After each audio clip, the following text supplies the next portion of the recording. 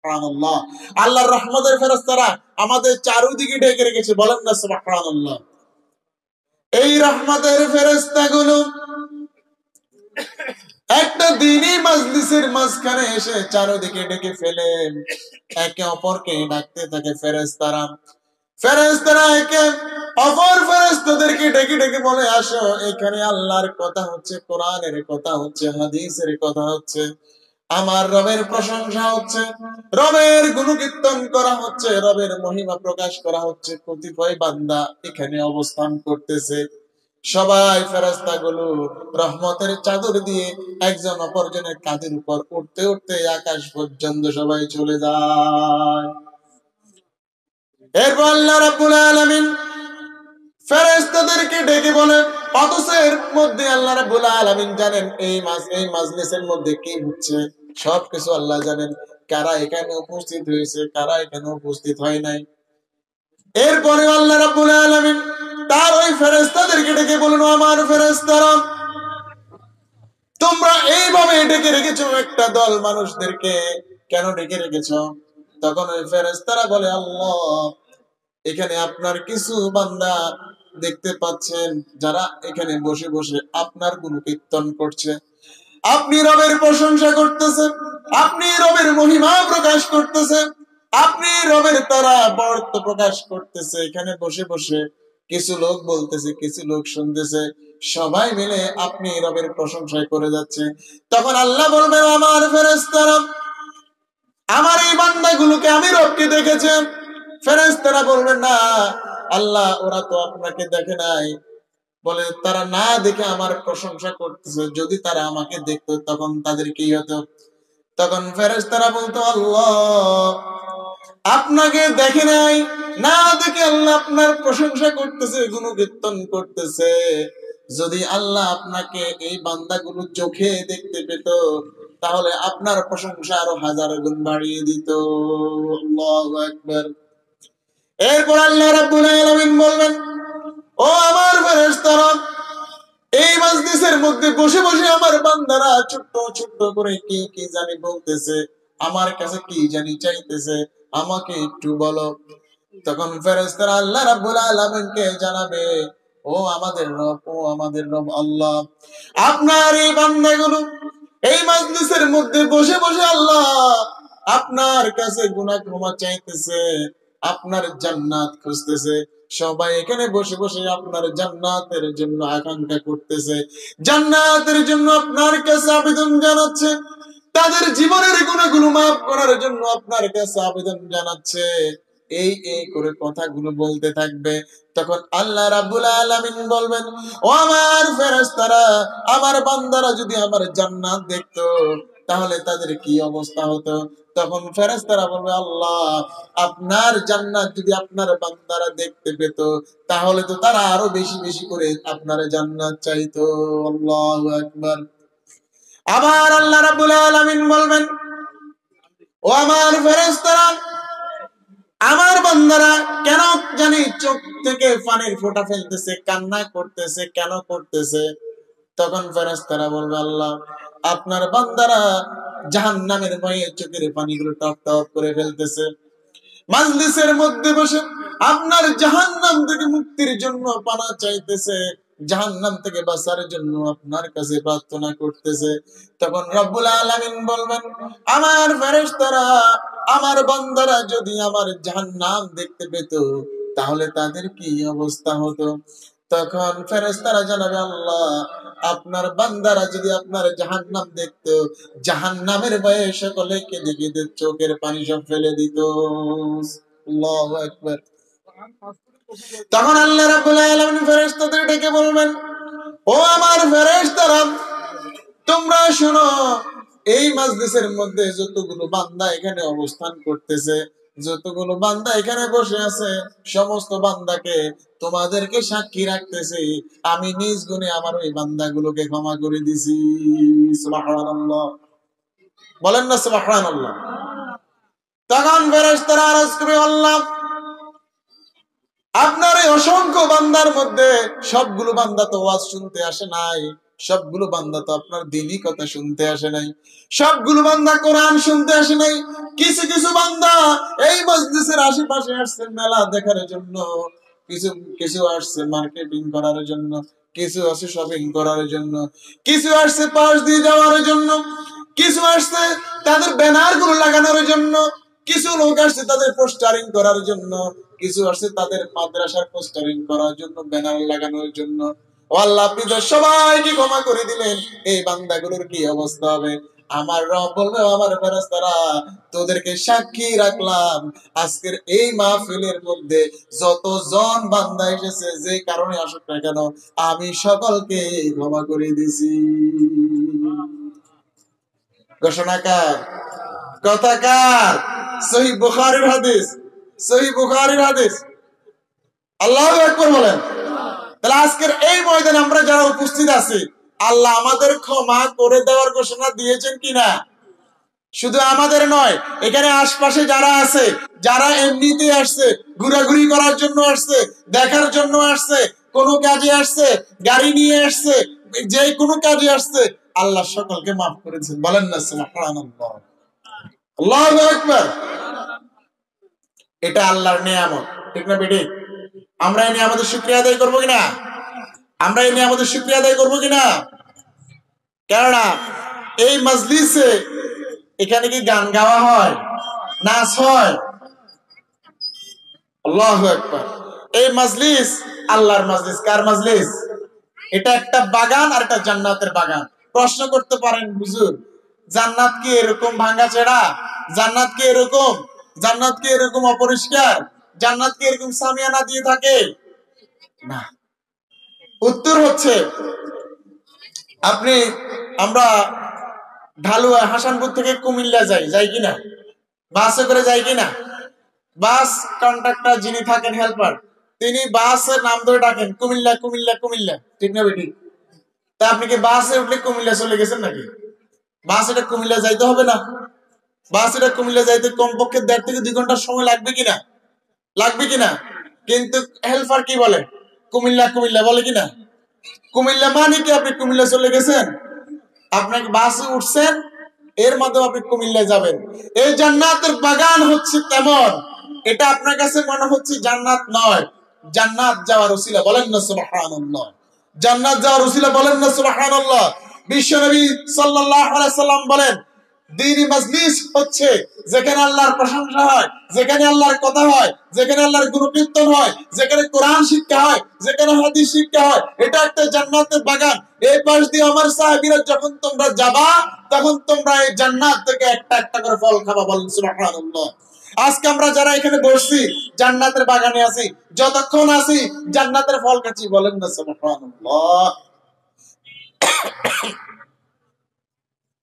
আল্লাহ আমাদেরকে কি নিয়ামত দিয়েছেন, আল্লাহু আকবার। নিয়ামতের শুকরিয়া আদায় করার দরকার আছে না নাই? দরকার আছে না নাই? আবার বলি না আলহামদুলিল্লাহ, আবার বলেন আলহামদুলিল্লাহ। আল্লাহ রাব্বুল আলামিন যখন কোন বান্দাকে ভালোবাসেন, তখন আকাশের মধ্যে ফেরেশতাদেরকে ডেকে বলেন, ও আমার ফেরেশতারা, আমি অমুক বান্দাকে ভালোবাসি। জিব্রাইলকে ডেকে বলেন, ও জিব্রাইল, আমি ওই বান্দাকে ভালোবাসি, তুমি ওই বান্দাকে ভালোবাসো। তখন জিব্রাইল আলাইহিস সালাম আকাশের মধ্যে চলে যান, গিয়ে আকাশের সমস্ত ফেরেশতাদেরকে ডাক দিয়ে বলেন, ও ফেরেশতারা, আল্লাহ রাব্বুল আলামিন পৃথিবীর ওই বান্দাটাকে ভালোবাসে, আমি জিবরিল ওই বান্দাটাকে ভালোবাসা শুরু করে দিয়েছি, এখন তোমরাও ভালোবাসা শুরু করে দাও। তখন আকাশের ফেরেশতাগুলো ওই বান্দাকে ভালোবাসা শুরু করে দেয়, আর জমিনবাসী দিকে তখন তারা আহ্বান করে বলে, ও জমিনবাসী, তোমরা ওই বান্দাটাকে ভালোবাসা শুরু করে দাও। আল্লাহু আকবার। আর আল্লাহ কাকে ভালোবাসেন?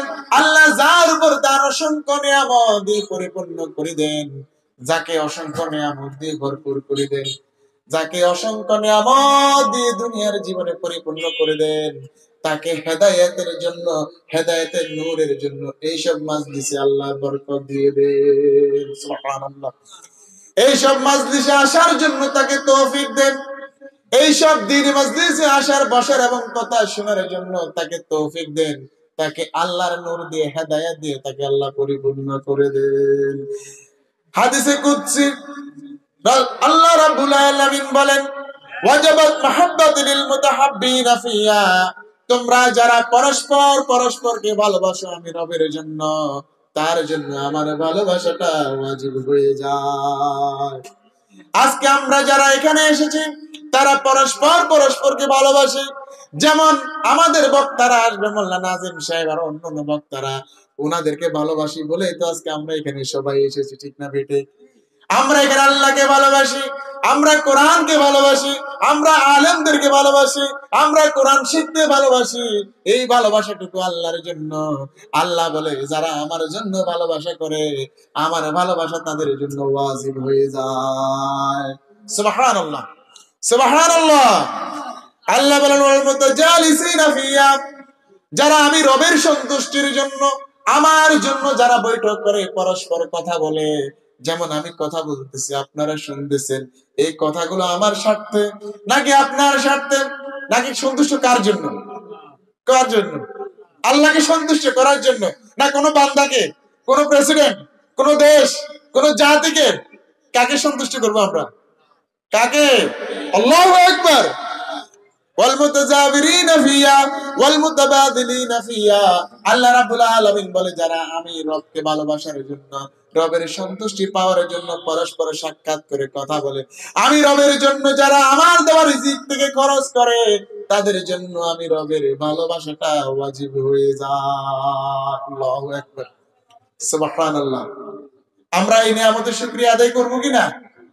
আবার বলেন আলহামদুলিল্লাহ, আলহামদুলিল্লাহ। আজকে আল্লাহ আমাদেরকে এখানে আসার বসার এত সুন্দর একটা আয়োজন করার তৌফিক দিয়েছেন, বলেন না আলহামদুলিল্লাহ। কারণ নিয়ামতের শুকরিয়া আদায় করলে নিয়ামত বাড়িয়ে দিবেন তিনি কে? নিয়ামতের শুকরিয়া আদায় করলে নিয়ামত বাড়িয়ে দিবেন তিনি কে? ঘোষণাকার, ঘোষণাকার আল্লাহ। একটা ঘটনা আছে, রাসূল সাল্লাল্লাহু আলাইহি সাল্লাম তার সাহাবীদেরকে বলতেছেন বনি ইসরাইলের একটা ঘটনা।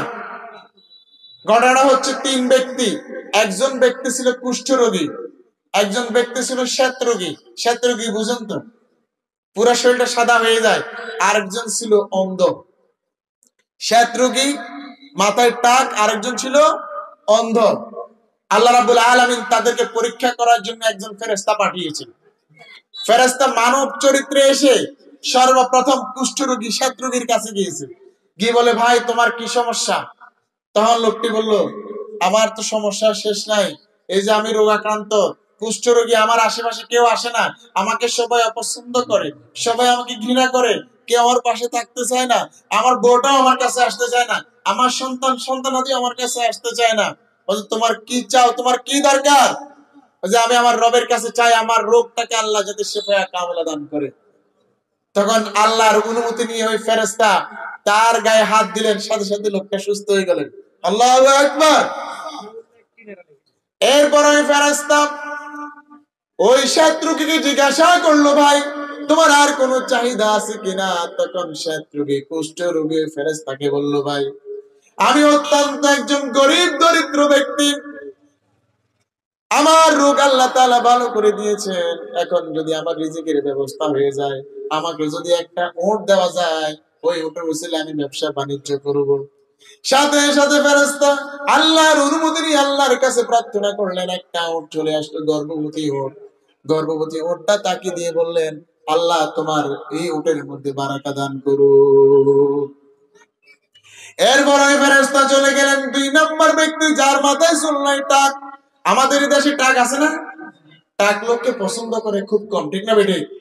যদি ছেলে অবিবাহিত হয় আর মাথায় টাক থাকে, মেয়ে বিয়ে দেয় কিনা? যত টাকার মালিক হয় দেয় কিনা? দেয় না। এখন ওই টাক রোগীর কাছে গিয়ে ফেরেশতা জিজ্ঞেস করলো ভাই আপনার কি সমস্যা? বলছে ভাই আমার মাথায় চুল নাই, টাক, আমার এটা সবাই অপছন্দ করে, ঘৃণা করে, আমাকে কেউ দেখতে পারে না, পছন্দ করে না। কি করা দরকার? যে আমার এটা যদি চুলগুলো গজাতো আমার কাছে খুব ভালো লাগতো। ফেরেশতা আল্লাহর হুকুমে ওর দিকে ওর মাথায় হাত বুলালো, সাথে সাথে চুল গজিয়ে গেল। বলেন না সুবহানাল্লাহ। এরপর ফেরেশতা জিজ্ঞাসা করলো ভাই তোমার আর কি সমস্যা, আমাকে খুলে বলো। তখন ওই লোকটি বলল ভাই আমি তো একজন গরিব দরিদ্র মানুষ, আমার কোনো ধন সম্পদ নাই, এই চিকিৎসা করতে পারলাম না। আল্লাহ তো আমার চুল দিয়েছে, সৌন্দর্য দিয়েছে, এখন যদি আমার একটা গরু হয়, আমি ওই গরু দিয়ে ব্যবসা বাণিজ্য করতাম। সাথে সাথে ফেরেশতা একটা গর্ভবতী গাভী দিয়ে বলল, আল্লাহ রাব্বুল আলামিন তোমার এই গাভীর মধ্যে বারাকা দান করো। এটা দিয়ে ফেরেশতা চলে গেল। 3 নাম্বার ব্যক্তি যিনি অন্ধ, তার কাছে গেলেন। তার কাছে গিয়ে বললেন, ভাই তোমার কি সমস্যা? বলতে, ভাই আমি জন্ম থেকে অন্ধ, আমি চোখে দেখি না। তোমার কি কি আমি সহযোগিতা করতে পারি? তখন অন্ধ লোকটি বলল, আমি যদি এই পৃথিবীতে যদি আমার চোখ দিয়ে দেখতে পেতাম, নিজের কাছে সবচেয়ে বেশি আনন্দ পেতাম। ফেরেশতা আল্লাহর অনুমতি নিয়ে ওই অন্ধ লোকটির চোখের দিকে হাত বুলালো, সাথে সাথে চোখগুলো ভালো হয়ে গেল। সাথে সাথে লোকটি বলল, আলহামদুলিল্লাহ। এরপর জিজ্ঞাসা করলো, ভাই তোমার কি সমস্যা? বলে, ভাই আমি একজন দরিদ্র, হত দরিদ্র মানুষ, ব্যবসা করার জন্য যদি আমাকে একটা ছাগল দেওয়া যেত, তাহলে আমি ব্যবসা করতাম। তখন ওই ফেরেশতা একটা গর্ভবতী ছাগল এনে লোকটিকে দিয়ে আল্লাহর দরবারে দোয়া করলো, আল্লাহ এই বান্দার মধ্যে, ছাগলের মধ্যে বারাকা দান করো। আল্লাহু আকবার। কিছুদিন পর আল্লাহ রাব্বুল আলামিন পরীক্ষা করার জন্য ওই ফেরেশতাটাকে আবার পাঠিয়ে দিলেন। সর্বপ্রথম ওই সেতী রোগীর কাছে গেল, গিয়ে বলল, ভাই তোমার কি অবস্থা? বলছে, আমি অনেক ভালো আছি। তুমি ভালো আছো? আমি তো একজন দরিদ্র মুসাফির মানুষ, এই রাস্তা দিয়ে যাচ্ছিলাম, আমি খুব অভাবী মানুষ, বিপদে পড়ে তোমার কাছে এসেছি। তোমার তো অনেকগুলো হাজার হাজার ওট, তুমি তো শত কোটি টাকার মালিক, আমাকে যদি একটা ওট দাও, আমি আমার এই সফরটাকে আমি আরামদায়ক করে নিতে পারতাম। তখন লোকটি বলে, এটা দেওয়া যাবে না, আমি নিজে তৈরি করেছি, আমার জ্ঞান দিয়ে আমি কোটিপতি হয়েছি, আমার ধন সম্পদ আমি আমার জ্ঞান দিয়ে বড় করেছি, আমার এই সম্পদ থেকে তোমাকে দিতে পারবো না। তখন ফেরেশতা বলে, ভাই আমি তো তোমাকে চিনতে পেরেছি, তুমি না বেশ কিছুদিন আগে কুষ্ঠ রোগী ছিলা, তোমাকে আল্লাহ সুস্থতা দান করেছে, তুমি গরিব ছিল, তোমাকে আল্লাহ ওট দিয়া ধনবান করেছে, তুমি কেন আল্লাহকে ভুলে গেলা? তখন সে অস্বীকার করলো। এর ফেরেশতা ওখান থেকে চলে আসলো, আর ফেরেশতা তার জন্য অভিশাপ দিয়ে দিল। ওই লোকটা আবার আগের মতো হত দরিদ্র হয়ে গেল। এরপর দ্বিতীয় ব্যক্তির কাছে গেল, যেই ব্যক্তিটা মাথায় টাক, ওই লোকের কাছে গেল, গিয়ে ফেরেশতা জিজ্ঞেস করলো, ভাই তোমার কি অবস্থা? বলে, আমি ভালো। বলে যে, তোমার থেকে আমাকে একটা গরু দাও, আমি অত্যন্ত দরিদ্র, হত দরিদ্র ব্যক্তি। বলে, না না, দেওয়া যাবে না, আমি আমার অনেক কষ্টে সম্পদ অর্জন করেছি, আমি অনেক কষ্টে সম্পদ রক্ষা করতেছি, তোমাকে দেওয়া যাবে না। ফেরেশতা বলে, ভাই তুমি তো এমন কোটিপতি ছিলে না, তুমি তো এক সময় দরিদ্র ছিলা, তুমি এক সময় টাকওয়ালা ছিলা, এখন তোমাকে আল্লাহ এগুলো দিয়েছে, আমি তোমাকে চিনতে পেরেছি। এরপরও টাকওয়ালা লোকটি অস্বীকার করলো। অস্বীকার করার কারণে ফেরেশতা সেখান থেকে চলে আসলো, আর তার জন্য অভিশাপ দিয়ে গেল, এবং সাথে সাথে ওই লোকটি আবার পুনরায় আগের মতো হয়ে গেল। বলেন না নাউজুবিল্লাহ। 3 নম্বর অন্ধ ব্যক্তির কাছে ফেরেশতা গেল, গিয়ে ফেরেশতা বলল, ভাই তুমি কেমন আছো? সে বলে, আমি আলহামদুলিল্লাহ ভালো আছি। কি বলেছে? প্রশংসা করেছে কার? ভাই আমি আলহামদুলিল্লাহ ভালো আছি। বলে, আপনার এখান থেকে আমাকে একটা ছাগল যদি দিতেন, আমি একজন মুসাফির, মতো দরিদ্র। লোকটি বলে, ভাই আমি আগে অন্ধ ছিলাম, রব্বুল আলামিন আমার চোখ সুস্থ করে দিয়েছেন, এই পৃথিবী আমাকে দেখার সুযোগ করে দিয়েছেন, আমার কিছু ছিল না, আমার রব আমাকে ছাগল দিয়া, ব্যবসা বাণিজ্য দিয়া, বরকত দিয়ে আমাকে আজকে এই কোটিপতিত্ব দান করেছেন। তখন ফেরেশতা বলে, ভাই আমি তোমাকে চিনতে পেরেছি, তুমি তো সেই অন্ধ ব্যক্তি, আল্লাহ তোমার এই ব্যবসার মধ্যে আরো বারাকা দান করুন। সুবহানাল্লাহ। আমার প্রিয় ভাইয়েরা, আল্লাহ রাব্বুল আলামিন আমাদেরকে সুন্দর চক্ষু দান করেছেন, এই চক্ষু দিয়ে আমরা আল্লাহর পৃথিবীটাকে দেখতেছি। আল্লাহ আমাদেরকে শ্বাস নেওয়ার জন্য অক্সিজেন দিয়েছেন, আমরা আল্লাহর নিয়ামত শুকরিয়া আদায় করা আমাদের দরকার। আল্লাহ আমাদেরকে কান দিয়েছেন শোনার জন্য, জ্ঞান দিয়েছেন বুঝার জন্য, হাত দিয়েছেন, পা দিয়েছেন, এই হাদিস থেকে একটা শিক্ষা হলো, ওই অন্ধ ব্যক্তিকে চক্ষু দান করে আল্লাহ রাব্বুল আলামিন যেমন তার নিয়ামতের শুকরিয়া আদায় করাইয়েছেন, ঠিক তেমনি ভাবে আজকে আমরা এখানে যারা আছি এবং যারা শুনতেছি, আল্লাহ তো আমাদেরকে নিয়ামত দিয়ে, অসংখ্য নিয়ামত দিয়ে পরিপূর্ণ করে রেখেছেন। আমরা আল্লাহর কাছে শুকরিয়া আদায় দরকার আছে না নাই? আছে না নাই? এত সুন্দর চক্ষু দিলা, কত সুন্দর দেহ দিলা, এত সুন্দর চক্ষু দিলা, কত সুন্দর দেহ দিলা, সেই চোখে মাওলা তোমায় দেখতে পাই না, সেই চোখে মাওলা তোমায় দেখতে পাই না। আল্লাহু আকবার।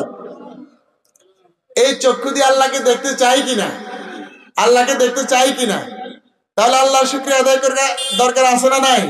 আল্লাহ বলেন, লাইন শাকারতুম লাযিদান্নাকুম ওয়া লাইন কাফারতুম ইন্না আযাবি লাশাদীদ। ও আমার বান্দারা, তোমরা যদি আমি রবের নিয়ামতের শুকরিয়া আদায় করো, আমি তোমাদেরকে চক্ষু দিয়েছি, তোমাদেরকে হাত দিয়েছি, পা দিয়েছি, তোমাদেরকে আয় রোজগার করার জন্য ব্যবস্থা করে দিয়েছি, আমি আমার নিয়ামত দিয়ে তোমাদেরকে পরিপূর্ণ করে দিয়েছি। এই নিয়ামতের যদি তোমরা শুকরিয়া আদায় করো, আমি রব তোমাদেরকে লাযিদান্না, আমি তোমাদেরকে আরো বাড়িয়ে দিব।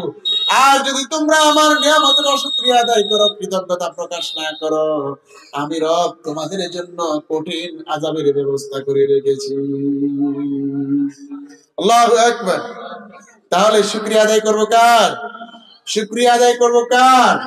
আল্লাহ আমাদেরকে এত সুন্দর একটা ব্যবস্থাপনা দিয়েছেন। আমাদের ভাইয়েরা আজকে কোরআন এবং হাদিস থেকে আলোচনা করবেন, আমরা শুনবো। এখনো যে যেখানে ঘোরাঘুরি করতেছি, চলে আসার দরকার আছে না নাই? এত সুন্দর একটা প্রোগ্রাম, এটা আল্লাহর জান্নাত। এই জান্নাতের মধ্যে যারাই আসবে, জান্নাতের ফল তারাই পাবে। ঠিক না বেটি? ঠিক না বেটি? এক লোক কিছু খাবার খেয়ে একটু শুয়ে আছে, ঘুমাচ্ছে। কিছু পিঁপড়া এসে খাবার ধরে কিনা? আমরা খাবার রেখে আপনি পাশে বিস্কিট রেখে ঘুমান, পিঁপড়া এসে ধরবে না? তো পিঁপড়া এসে ধরতেছে, খাচ্ছে। সবগুলো পিঁপড়া, অনেকগুলো পিঁপড়া এসে খাবারগুলো নিতে নিতে নিতে নিতে আর ওই লোকটার গায়ের উপর দিয়ে যাচ্ছে। ঘুমাচ্ছে, লোকটার হুঁশ নাই, লোকটার গায়ের উপর দিয়ে পিঁপড়াগুলো যাচ্ছে। যাওয়ার পথে একটা পিঁপড়া চিন্তা করলো, এই লোকের খাবার খাচ্ছি, এই লোক ঘুমাচ্ছে, কোনো খবর নাই, লোকটার একটা কামড় দিয়ে যাই, দেখি লোকটার কি অবস্থা। এই ধরনের লোক আমাদের সমাজে আছে না নাই? আছে না নাই? আছে না নাই? আমাদের এদেশের প্রখ্যাত আলেম, আন্তর্জাতিক খ্যাতি সম্পন্ন আলেম আল্লামা সাইদী সাহেব একটা কথা সব সময় বলতেন। তিনি বলতেন, এক গাধা এবং এক ছাগলের গল্প বলতেন প্রায় সময়। এক মালিকের একটা গাধা ছিল আর একটা ছাগল ছিল। তো এখন ছাগল হঠাৎ করে ছাগলকে খাওয়ানো শুরু করছে মালিক।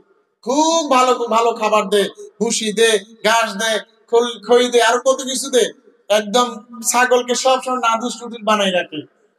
এখন ছাগল গাধাকে বলে, ভাই তুই গাধা যে, আসলে গাধা,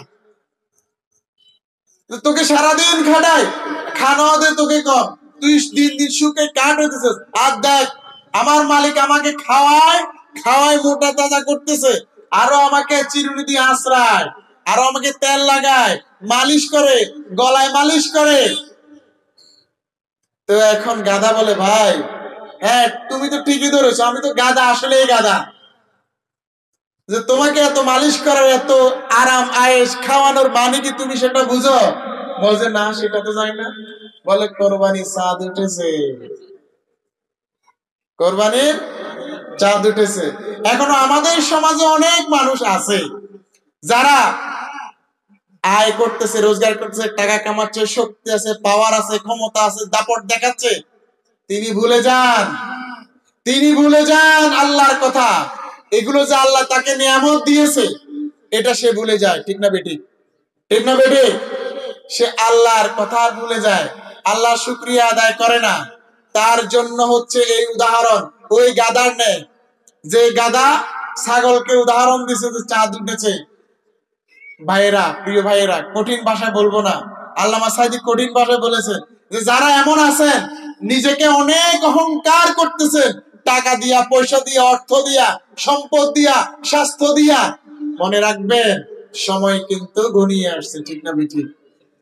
এই সময় আসার আগে আমাদেরকে বুঝ নিতে হবে যে আমরা শুকরিয়া আদায় করতে হবে কার? শুকরিয়া আদায় করলে নিয়ামত বাড়িয়ে দিবেন তিনি কে? তিনি কে? আমার ভাই একটা সুন্দর গান গেয়ে গিয়েছেন, খুব সুন্দর একটা গান গেয়েছেন, ইয়া ইলাহি কবুল করো আমার বান্দেগি, আমার জীবন, আমার মরণ, আমার জিন্দেগি। সবাই বলেন, আমার জীবন, আমার মরণ, আমার জিন্দেগি, ইয়া ইলাহি কবুল করো, ইয়া ইলাহি কবুল করো আমার বান্দেগি, আমার জীবন, আমার মরণ, আমার জিন্দেগি। আল্লাহু আকবার, আল্লাহু আকবার। আমাদের জীবন অতি সামান্য ছোট্ট একটা জীবন। এই জীবনটা যদি আমি আল্লাহর সন্তুষ্টির কাজে ব্যয় না করি তাহলে ওই ছাগলের মতো আমাদের জীবন, ঠিক না বেঠিক? আল্লাহ নমরুদকে শায়েস্তা করেছে, ঠিক না বেঠিক? ফেরাউনকে করেছে, ঠিক না বেঠিক? তাদেরকে সবচেয়ে বেশি ক্ষমতা দিয়েছে, ঠিক না বেঠিক? আবার তাদেরকে শাস্তিও দিছে সবচেয়ে বেশি। সুতরাং আমরা আল্লাহর আযাব, আল্লাহর গজব আসার আগেই নিজেদেরকে বুঝে কোরআন এবং হাদিসের আলোকে জীবন গড়ার জন্য দ্বীনি মাজলিসে এসে বসে কিছু কথা শোনার জন্য আমরা সকালে ঐক্যবদ্ধ হয়ে আসার জন্য সবাই চেষ্টা করি। এখনো আমার ভাইয়েরা বিভিন্ন জায়গায় ঘোরাঘুরি করতেছে। আপনারা সবাই, আমি উদাত্ত আহ্বান জানাচ্ছি, যে যেখানে ঘোরাঘুরি করতেছেন আমাদের মাজলিসে চলে আসুন। কোরআন এবং হাদিসের আলোকে এখান থেকে কিছু কথা হবে। এখান থেকে যদি আপনি একটা কথাও আপনি নিতে পারেন আপনার জন্য সফল, ঠিক না বেটি? মাগরিবের নামাজ কি এখানে হবে? 11 মাগরিবের নামাজ। পাঁচ হইছে 8 3 মিনিট। 3 মিনিট আর 3 মিনিট। 2 থেকে 3 মিনিট। আচ্ছা ঠিক আছে। এই জামাত প্রিয় ভাইরা, আমরা যে যেখানে ঘোরাঘুরি করতেছি আমরা প্যান্ডেলের মধ্যে চলে আসি। ইনশাআল্লাহ আমাদের এখানে মাগরিবের নামাজ আদায় হবে। একটা জামাত হবে এখানে, একটা জামাত হবে মাদ্রাসা মসজিদ, আর একটা জামাত তো আমাদের কেন্দ্রীয় মসজিদ হবে। যে যেখানে আছেন আমরা সবাই প্যান্ডেলে চলে আসি। এই প্যান্ডেলটাকে আল্লাহ কবুল করুন, বলুন আমিন। আমার ভাইয়েরা অনেক কষ্ট করে এই প্রোগ্রাম আয়োজন করেছে। যারা যেভাবে আয়োজন করেছে, আয়োজক বৃন্দ, আমার যুবক ভাইয়েরা, আমার মুরব্বী ভাইয়েরা যে যেভাবে পরামর্শ দিয়া, বুদ্ধি দিয়া, অর্থ দিয়া, প্রবাসীরা যে বিভিন্ন ভাবে অর্থ দিয়া পরিশ্রম করে এই আজকে সুন্দর আয়োজন করেছেন, তাদের জন্য দোয়া আছে না নাই? দোয়ার দরকার আছে না নাই? মন থেকে যদিও আমরা না করি, আল্লাহ দেখতেছে না? আল্লাহ কবুল করবে কিনা? বলুন আমিন। আল্লাহ আমার ভাইদের কবুল করুন, বলুন আমিন। আমরা আজকের এই প্রোগ্রামের জন্য আল্লাহর দরবারে শুকরিয়া আদায় করতেছি। আবার বলি আলহামদুলিল্লাহ। শুকরিয়া আদায় করলে নিয়ামত বাড়িয়ে দিবেন তিনি কে? আজকে এই প্যান্ডেলে গত বছর আমরা মাদ্রাসা মসজিদের সামনে করেছি, আল্লাহ আমাদেরকে এবার এখানে করার সুযোগ দিয়েছেন।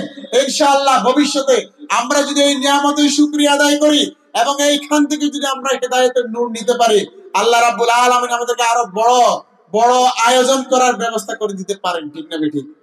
ঠিক না বেঠে?